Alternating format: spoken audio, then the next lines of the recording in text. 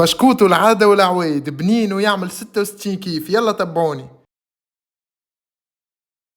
نحطوا 4 عظمات عليهم ساشي سكر فاني و170 جرام سكر، نركضوا حتى لين يتضاعف الحجم.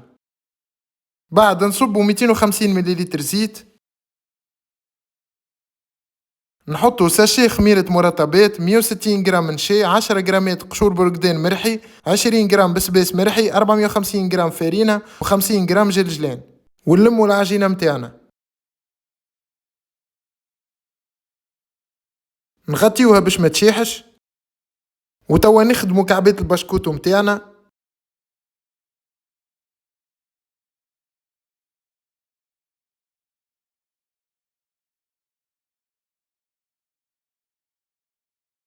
ونهزوهم للكوشة كيما كنا صغار، واللي يحب يطيبوا في الفور العادي 180 درجة مدة 20 دقيقة.